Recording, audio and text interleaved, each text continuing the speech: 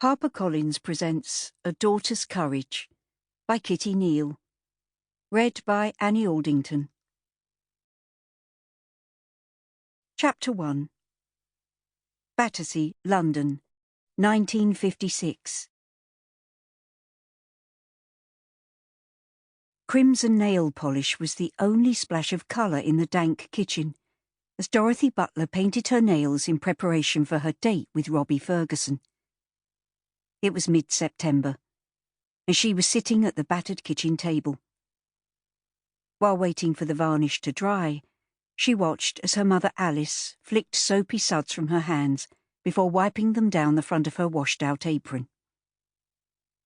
Now 22 years old, Dorothy had been a child when her father returned from fighting in France, a broken man, unable to resume his work as a groundsman in Battersea Park. Since then, with only a small army disability pension to live on, her mother had taken in washing, which helped to pay the rent and buy the coal needed to warm the house during the long winter months. It was all Alice could manage, as her fear of going outside kept her a prisoner in her own home. However, constantly leaning over the sink and scrubbing clothes had damaged her back, and Dorothy saw her grimace as she stirred the 3 cups of tea she'd just made. Dorothy winced at the sight of her mum's hands. They looked blistered, red raw, and she wished she could do more to ease her burdens. Her own job as a baker's assistant didn't pay well, and though they had sufficient to eat, there was only just enough money left to pay the bills.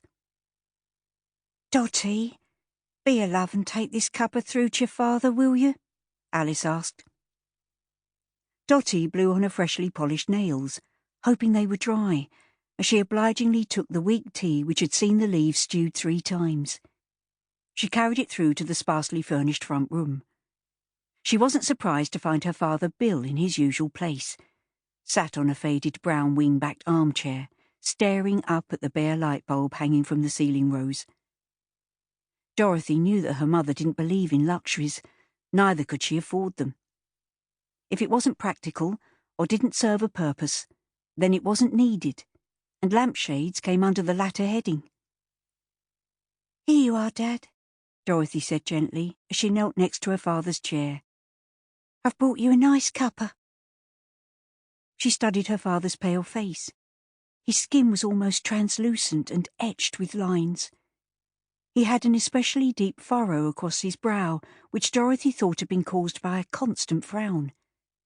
He looked in a permanent state of anguish, and rarely spoke or acknowledged anyone. She wondered if her father even knew who she was. It had broken Dorothy's heart when she'd first seen him in this state, but it was something she'd now become accustomed to. Having got no response from her father, she returned to the kitchen, where her mother was putting some freshly washed clothes through the mangle. For the umpteenth time she tried again to challenge her. "Mum, why won't you let Dr. Stubbs get some treatment for Dad? He's not getting any better, and this has been going on for over 11 years now. It's pretty obvious that he's out of his mind."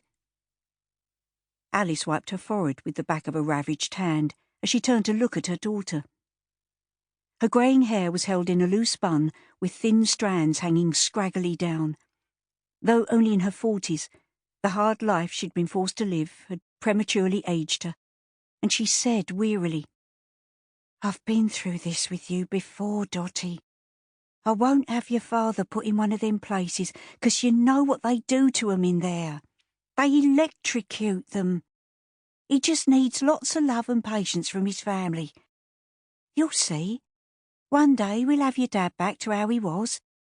But if he goes into that nut house, that'll be the last we ever see of him." "What if you're wrong, Mum? What if he never gets better?" "He will, love. You know that Mrs. Brigade, the woman from up Lavender Hill with the 9 boys all with ginger hair? Well, I saw her the other day in the haberdashery shop. She told me that 3 of her sons had come home from the war as very changed young men, and it took years to get back to normal. The point is, they did eventually, and remember they're a lot younger than your father, so of course they'd get better quicker. But mark my words, girl, Sample complete. Ready to continue?